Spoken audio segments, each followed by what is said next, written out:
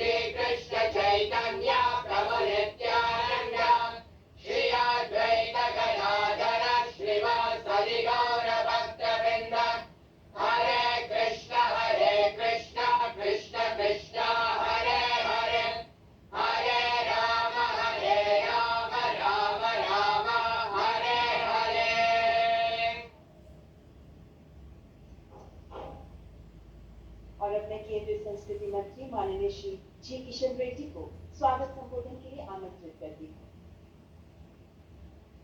परम आदरणीय प्रधानमंत्री श्री नरेंद्र मोदी जी, परम पूज्य Shri Srila Gopal Krishna Maharaj ji, chairman of the ISKCON, and all devotees participating in this auspicious event today. It is great pleasure and privilege for me to be here today at the memorable auspicious ceremony in commemoration of the 125th birth anniversary of the Srila Bhakti Sri Vedanta Swami Prabhupada ji, founder and Acharya of ISKCON. For millennia, India has served as the seat of knowledge, which has taught countless people the righteous path of life. The life of Srila Prabhupada ji is in itself a story of dedication, devotion, determination, and courage. Today, ISKCON, the movement founded by Swamiji, is globally known for a commitment, dedication to the propagation and promoting Bhagwan Sri Krishna teachings and Bharatiya culture, knowledge and tradition to practical solutions to the problems of people and make the world worthwhile of Kutumbam. Due to the efforts of Srila Prabhupada ji and his followers, today one can see big number of people, different nationalities, wearing saris and dhotis, chanting Sanskrit mantras, reading Srimad Bhagavad Gita and other Puranas. This is indeed a cultural revolution brought about by Srila Prabhupada ji as the cultural ambassador of our great heritage and philosophy. The International Society for Krishna Consciousness today is one of the greatest cultural bridge between India and West. But Srila Prabhupada ji, with this ISKCON movement, efforts were not just limited to the foreign countries. Srila Prabhupada ji several times remarked that we had a deep desire to revive and spiritual cultural India. Along with promoting culture, ISKCON has been forefront service activity for welfare of the people. Suffering downtrodden. Even during the COVID pandemic, I had opportunity to visit Mega Kitchen at Dwaraka National Capital in Delhi, where free meals for 4 lakh needy people was being cooked and distributed. Srila Prabhupada ji is also introduced our spiritual festivals to the world, be it in the form of this the Jagannath Ratha Yatra, which he brought to the Western world for the first time 1969. One of his greatest achievements that he was an exemplary ambassador of India's ancient civilization. This is because of he carried the same tradition values that are now being promoted by the followers through education, culture and welfare. Under dynamic leadership of our Prime Minister, Sri Narendra Modi ji, over past 2 years, India has witnessed a surge in our soft power initiative of Prime Minister Narendra Modi ji. The world celebrates yoga with us. Today, Ayurveda has become the preferred alternative means of wellness. Under the leadership of the Narendra Modi ji, India is regaining her cultural glory as a land of spirituality and cultural wealth. I once again welcome you all the wonderful this occasion, and make Krishna and his teachings guide through our dharma of public service and welfare. On behalf of the Ministry of Culture, I thank the Honorable Prime Minister, Sri Narendra Modi ji, for releasing the commemorative time and the occasion. Hare Krishna, Jai Hind. धन्यवाद माननीय मंत्री जी। स्वामी प्रभुपाद का कहना है कि जो अपने शरीर, मन, बुद्धि और शब्दों से कृष्ण की सेवा करने का कार्य करता है, वो आत्मा इस भौतिक संसार में रहकर भी मुक्त है। ISKCON ब्यूरो के सम्मानित अध्यक्ष आदरणीय श्री गोपाल कृष्ण गोस्वामी महाराज स्वामी प्रभुपाद के वरिष्ठ शिष्य हैं। मैं आदरणीय श्री गोस्वामी महाराज को उनका संबोधन प्रस्तुत करने के लिए सादर आमंत्रित करती हूँ। हरे कृष्णा। आदरणीय नरेंद्र मोदी जी, भारत के प्रधानमंत्री, आदरणीय Krishna Reddy, union minister of culture, आपका आभार कि आप लोग ने अपना कीमती समय दिया है इस शुभ कार्य के लिए। जैसे आप जानते हो, हम ये साल प्रभुपाद जी का 125वां एनिवर्सरी मना रहे हैं। श्री प्रभुपाद कौन थे? चैतन्य महाप्रभु की भविष्यवाणी थी कि एक दिन विश्व के हर कोने में यह हरिनाम का प्रचार होगा, और इसको सफल बनाने के लिए बाबा जी प्रकट हुए थे कैलकाटा में 1896 में। छोटी आयु में ही उनके पिताजी ने हर प्रकार की शिक्षा दी थी, और छोटी आयु में ही उन्होंने संस्कृत भाषा सीखना भी शुरू कर दिया। 1922 में एक महान संत को मिले। उस वक्त प्रभुपाद जी महात्मा गांधी के फ्रीडम मूवमेंट में थे, और 1922 में मिले एक महान संत जिनका नाम था भक्ति सिद्धांत सरस्वती ठाकुर। उन्होंने देखा कि ये बड़ी अच्छी अंग्रेजी बोलते हैं। उन्होंने कहा कि तुम ले जाओ इस प्राचीन भारतीय संदेश को विदेश में और अंग्रेजी देशों में इसका प्रचार करो। ये आदेश दिया था 1922 में, और प्रभुपाद जी प्रयास करते गए।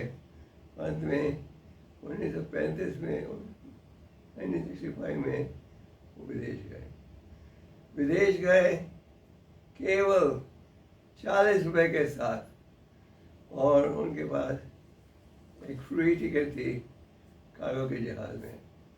प्रयास किया था लोगों से चंदा लेने के लिए, इतने सफल नहीं हुए। तो कार्गो शिप में गए, और 35 दिन का सफर था। और जब न्यूयॉर्क पहुंचे, उनके मन में यही था कि हमने इस संदेश को प्रचार करना है।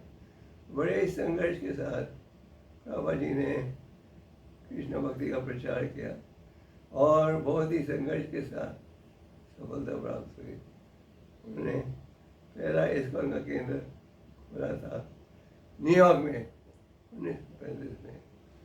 आज विश्व के कोने कोने में आप वैदिक संस्कृति का प्रभाव देखते हो। पहली बार इतिहास में भारतीयों ने देखा तो प्रभुपाद अपने विदेशी शिष्यों के साथ आए थे। उन्होंने देखा विदेशियों को साड़ी पहनते हुए, धोती पहनते हुए, तिलक लगाते हुए। प्रभुपाद जी ने थोड़े समय में ही ग्रंथों का अनुवाद किया। उनके गुरु महाराज का आदेश था वैदिक साहित्य का अनुवाद करो, और थोड़े समय में ही भागवतम, गीता और बशीर और ग्रंथों का अनुवाद किया। आज 70 करोड़ से अधिक किताबें वैदिक साहित्य के ऊपर विदेशों में बटी हैं, और आज बड़े महाविद्यालय जो हैं वो भी इन ग्रंथों का लाभ उठा रहे हैं। प्रभुपाद जी ने लगभग 70 ग्रंथों का अनुवाद किया, जिनका अनुवाद विश्व की हर प्रसिद्ध भाषा में हो गया। आज आप विश्व के किसी भी महाविद्यालय में जा सकते हो, तो गीता को प्राप्त कर सकते हो। तो प्रभुपाद जी की इच्छा थी जो वैदिक संस्कृति है पूरे मानव समाज के सुधार के लिए है, और केवल हमें भारतीयों को ये नहीं सोचना चाहिए कि केवल भारतीयों के लिए है। और उन्होंने यथारूप वैदिक संस्कृति का प्रचार किया सारे विश्व में, और केंद्र भी खोले। बाबा जी ने फिलॉसफिकल डिस्कशन के द्वारा ये स्थापित किया कि वैदिक साहित्य का उपयोग आज इस आधुनिक युग में भी हो सकता है। तो हम बड़े आभारी हैं प्रधानमंत्री जी के कि उन्होंने अपना कीमती समय दिया है इस योजना को सफल बनाने के लिए। बाबा जी की इच्छा थी कि पूरा विश्व सुखी बने, लोगों का चरित्र हो, शांति की प्राप्ति के लिए हम प्रयास करें। ये जब हो सकता है तो हम शास्त्रों की शिक्षा का लाभ उठा, और ये जो संदेश है वे मानव समाज के लिए, साथ में सामाजिक सेवा विभाग था। वहाँ प्रभुपाद जी ने फूड फॉर लाइफ प्रोग्राम शुरू किया था, और कहा जाता है कि ये फूड फॉर लाइफ का प्रोग्राम तो हम लगभग विश्व के हर कोने में कर रहे हैं।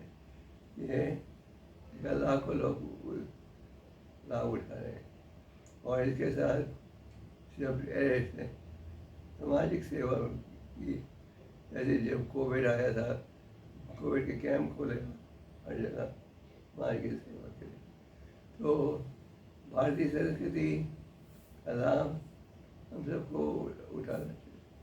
बाबा जी की बड़ी इच्छा थी कि भारतवासी अपनी संस्कृति को नहीं भूलें। कई विदेशी पंडित स्कॉलर्स भारत में आए और उन्होंने वैदिक शास्त्रों का अनुवाद किया, जो असली भाव था वो बदल दिया। प्रॉपर ने ये लिखा है, these books are for everyone. एक बड़े फिलोसफर थे वेस्ट के, मिस्टर कॉक्स, उन्होंने कहा कि proper was 1 in a million, such a great devotee. और आज जो वैदिक संस्कृति का प्रभाव है ये बढ़ते जा रहा है। तो हम बड़े आभारी हैं हमारे प्रधानमंत्री जी ने इस शुभ अवसर पर हमें दिया है। पिछले साल प्रधानमंत्री जी आए थे हमारे केंद्र में सबसे बड़ी गीता की स्थापना करने के लिए। तो हम आभारी हैं कि आप लोग सहयोग दे रहे हो। ये जो कॉइन आपने रिलीज करने जा रहे हो, ये 125th एनिवर्सरी का स्पेशल कॉर्पोरेटिव कॉइन है। आप लोगों का बहुत शुक्रिया और हम तो फिर से आभार व्यक्त कर रहे हैं इस योजना को सफल बनाने के लिए। आपका बहुत बहुत शुक्रिया और भगवान आपकी सरकार को और भी शक्ति दें कि वो देश को मार्गदर्शन दे सके। बहुत ज़रूरी है कि देश को मार्गदर्शन देने के लिए हमारे पास भी आध्यात्मिक ज्ञान होना चाहिए, कुछ शास्त्रों का ज्ञान होना चाहिए, फिर हम ठीक मार्गदर्शन दे सकें। और प्रजा जब इस शिक्षा का लाभ उठाएगी तब देश में शांति, विश्व में शांति आएगी।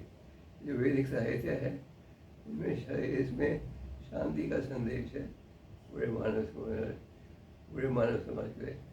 तो बहुत शुक्रिया, भगवान आप लोगों को, प्रधानमंत्री उनकी सरकार को और भी शक्ति दे इसको मार्गदर्शन देने के लिए। हरे कृष्ण। धन्यवाद आदरणीय गोस्वामी महाराज जी। और मैं माननीय प्रधानमंत्री जी से विनयपूर्ण आग्रह करती हूँ कि कृपया रिमोट का बटन दबाकर भक्ति वेदांत स्वामी प्रभुपाद की 125वीं जयंती के अवसर पर 125 रुपए का स्मारक सिक्का जारी करें।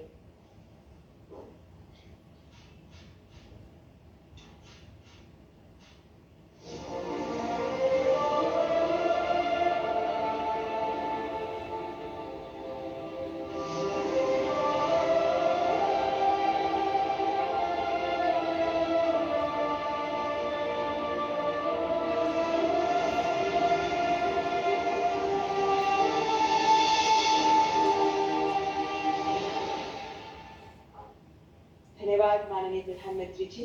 और मैं आदरणीय प्रधानमंत्री जी से विनम्रता पूर्वक करबद्ध आग्रह करती हूँ कि कृपया अपने प्रेरणादायक शब्दों द्वारा हमारा मार्गदर्शन करें। हरे कृष्णा। आज के इस पुण्य अवसर पर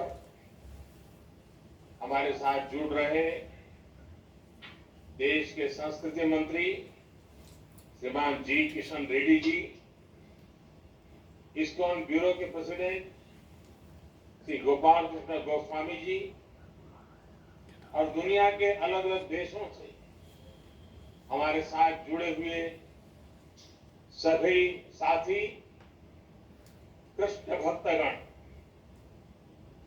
परसों श्री कृष्ण जन्माष्टमी थी और आज हम श्रील प्रभुपाद जी की 125वीं जन्म जयंती मना रहे हैं। ये ऐसा है जैसे साधना का सुख और संतोष दोनों एक साथ मिल जाए। इसी भाव को आज पूरी दुनिया में श्रील प्रभुपद स्वामी ने लाखों करोड़ों अनुयायी और लाखों करोड़ों कृष्ण भक्त स्वाभाविक रूप से अनुभव कर रहे थे। मैं सामने स्क्रीन पर अलग अलग देशों से आप सब साधकों को देख रहा हूं। ऐसा लग रहा है जैसे लाखों मन एक भावना से बंधे हो, लाखों शरीर एक कॉमन कॉन्शियसनेस से जुड़े हुए हो। ये वो कृष्ण कॉन्शियसनेस है जिसकी अलग प्रभुपाद स्वामी जी ने पूरी दुनिया तक पहुंचाई। साथियों, हम सब जानते हैं कि प्रभुपाद स्वामी एक अलौकिक कृष्ण भक्त तो थे ही, साथ ही वो एक महान भारत भक्त भी थे। उन्होंने देश के स्वतंत्रता संग्राम में संघर्ष किया था। उन्होंने असहयोग आंदोलन के समर्थन में स्कॉटिश कॉलेज से अपना डिप्लोमा तक लेने से मना कर दिया। आज ये सुखद संयोग है कि देश ऐसे महान देशभक्त का 125वां जन्मदिन एक ऐसे समय में हो रहा है जब भारत अपनी आजादी के 75 साल का पर्व अमृत महोत्सव मना रहा है। श्रील प्रभुपाद स्वामी हमेशा कहते थे कि वो दुनिया के देशों में इसलिए भ्रमण कर रहे हैं क्योंकि वो भारत की सबसे अमूल्य निधि दुनिया को देना चाहते हैं। भारत का जो ज्ञान विज्ञान है, हमारी जो जीवन संस्कृति और परंपराएं हैं, उसकी भावना रही है अथभूत दयाम प्रति, अर्थात जीव मात्र के लिए, जीव मात्र के कल्याण के लिए हमारे अनुष्ठानों का भी अंतिम मंत्र यही होता है, इदम न मम, यानी ये मेरा नहीं, ये अखिल ब्रह्मांड के लिए है, संपूर्ण सृष्टि के हित के लिए है।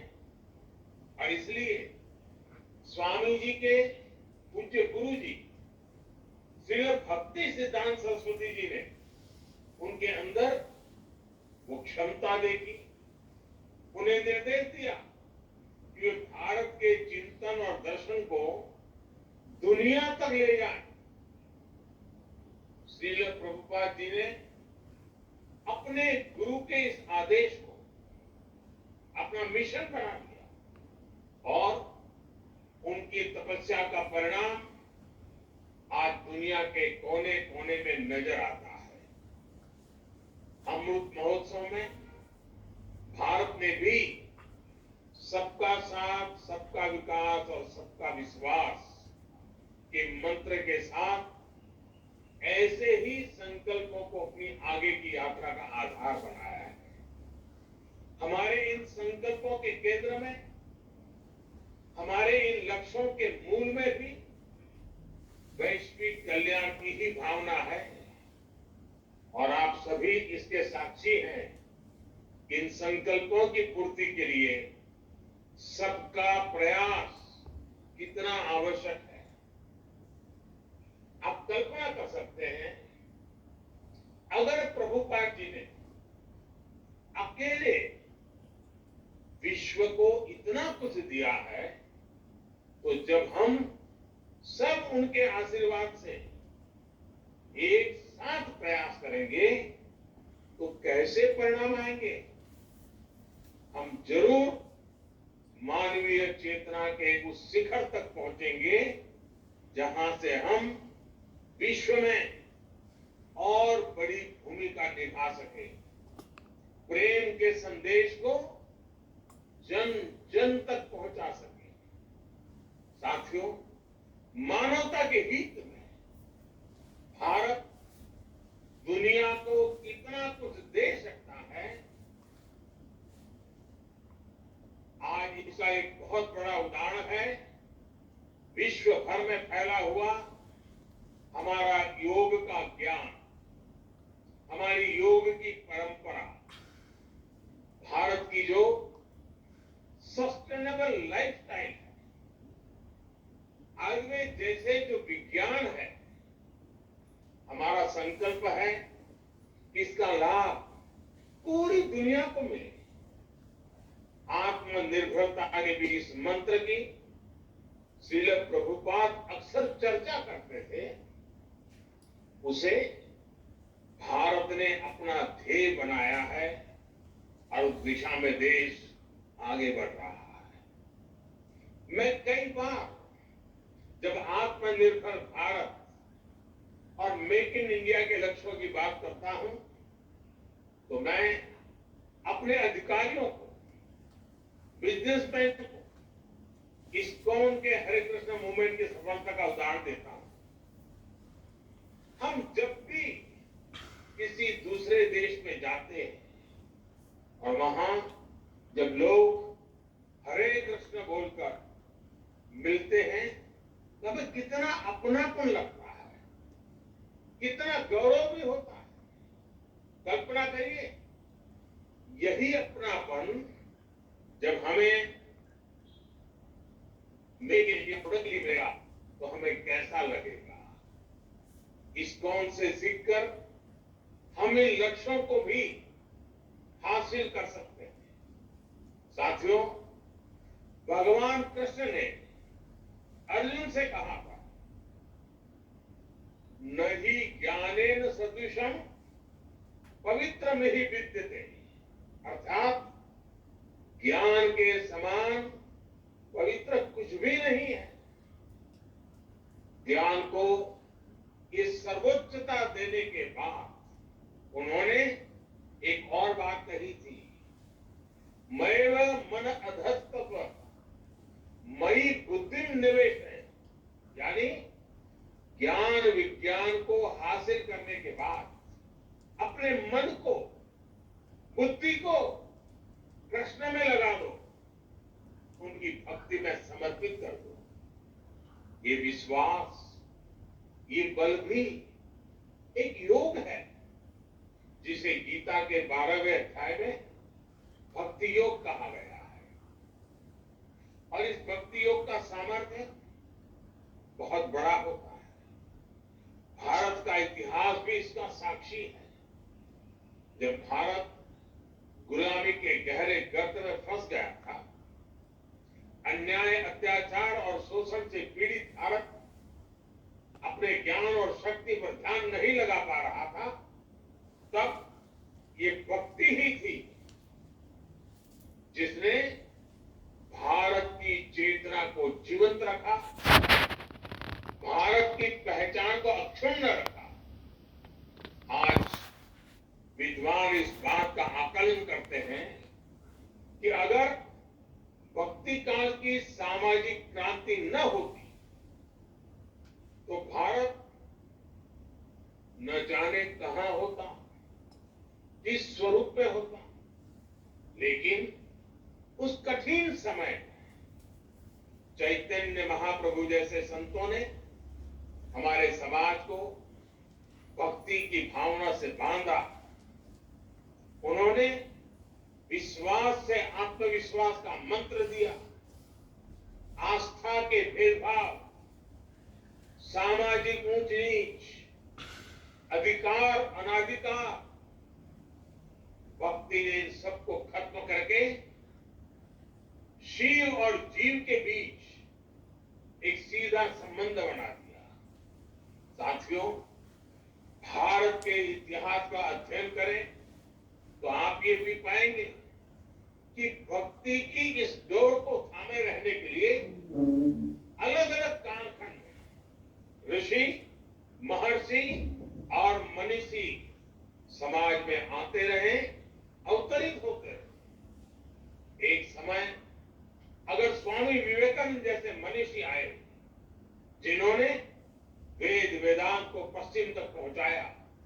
तो वही विश्व को जब भक्ति योग को देने की जिम्मेदारी आई तो श्रील प्रभुपाद जी और इस्कॉन ने महान कार्य का बीड़ा उठाया।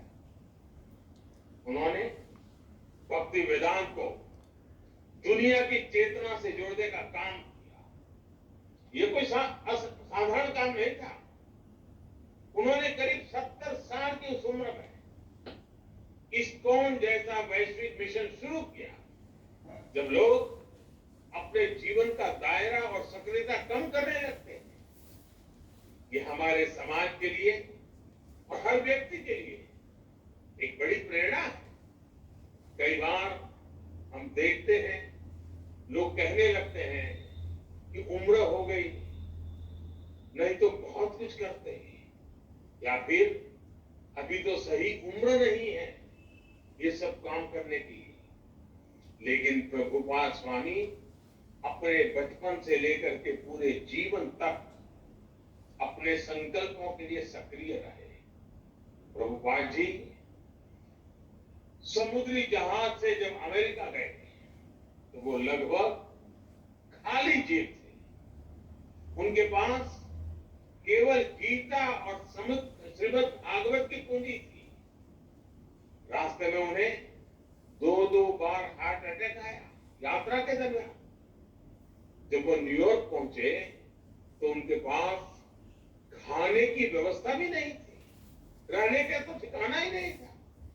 लेकिन उसके अगले 11 सालों में दुनिया ने जो कुछ देखा, श्रद्धेय अटल जी के शब्दों में कहें तो अटल जी ने इनके विषय में कहा था, वो किसी चमत्कार से कम नहीं था।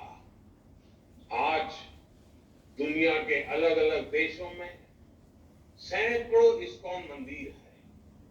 कितने ही गुरुकुल भारतीय संस्कृति को जीवंत बनाए हुए हैं।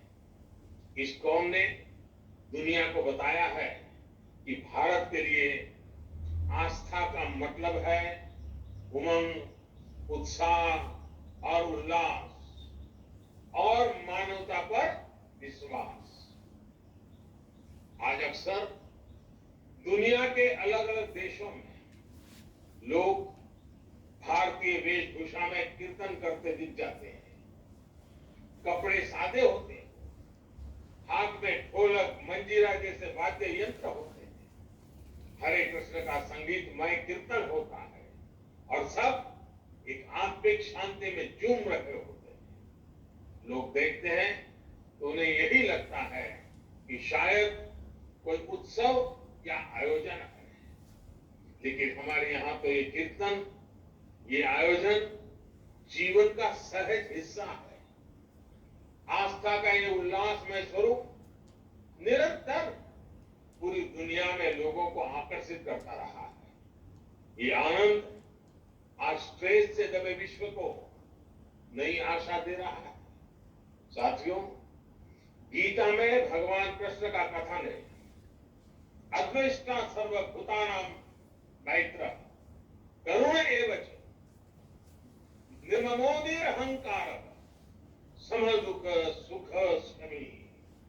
अर्थात जो जीव मात्र से प्रेम करता है उनके लिए करुणा और प्रेम रखता है, किसी से द्वेष नहीं करता, वही भगवान को प्रिय है। यही मंत्र हजारों सालों से भारत के चिंतन का आधार रहा है और इस चिंतन को सामाजिक आधार देने का काम हमारे मंदिरों ने किया है। इस्कॉन मंदिर आज इसी सेवा परंपरा के आधुनिक केंद्र बनकर उभरे हैं। मुझे याद है जब कच्छ में भूकंप आया तो किस तरह इस्कॉन ने लोगों की सेवा के लिए आगे बढ़कर काम किया था। जब भी देश में कोई आपदा आई है, चाहे वो उत्तराखंड की त्रासदी हो या उड़ीसा और बंगाल में साइक्लोन की तबाही, इस्कॉन ने समाज का संबल बनने का काम किया है। कोरोना महामारी में भी आप करोड़ों मरीजों, उनके परिजनों और प्रवासियों के लिए लगातार भोजन और दूसरी जरूरतों की व्यवस्था करते आ रहे हैं। महामारी के अलावा भी लाखों गरीबों के भोजन और सेवा का अनवरत अभियान आपके माध्यम से चलता रहा है। जिस तरह से इस्कॉन ने कोविड मरीजों के लिए अस्पताल बनाए हैं और अब वैक्सीन अभियान में भी सहभागिता निभा रहे हैं, उसकी भी जानकारी मुझे लगातार मिलती रहती है। मैं इस्कॉन को, इससे जुड़े सभी भक्तों को आपके इस सेवा यज्ञ के लिए बहुत बहुत शुभकामनाएं देता हूं। साथियों, आज आप सत्य, सेवा और साधना के मंत्र के साथ न केवल कृष्ण सेवा कर रहे हैं, बल्कि पूरी दुनिया में भारतीय आदर्शों और संस्कारों के ब्रांड एम्बेसडर की भी भूमिका निभा रहे हैं। भारत का शाश्वत संस्कार है सर्वे भवन्तु सुखिनः, सर्वे सन्तु निरामयः। यही विचार इस्कॉन के जरिए आज आप सभी का, लाखों करोड़ों लोगों का संकल्प बन चुका है। ईश्वर के प्रति प्रेम और जीव मात्र में ईश्वर के दर्शन, यही इस संकल्प की सिद्धि का मार्ग है। यही मार्ग हमें विभूति योग अध्याय में भगवान ने बताया है। हमें विश्वास है कि वासुदेवः सर्वम का ये मंत्र हम अपने जीवन में भी उतारेंगे और मानव मात्र को भी इस एकता की अनुभूति कराएंगे। इसी भावना के साथ आप सभी का बहुत बहुत धन्यवाद। हरे कृष्ण। बहुत बहुत धन्यवाद माननीय प्रधानमंत्री जी, आपके सुवचनों के लिए हार्दिक आभार। फिर से साधुवाद। हम माननीय प्रधानमंत्री जी, माननीय केंद्रीय संस्कृति मंत्री आदरणीय श्री गोपाल कृष्ण गोस्वामी महाराज और विश्व भर से हमारे साथ जुड़े अतिथिगण और भक्तगण का धन्यवाद करते हैं। नमस्कार।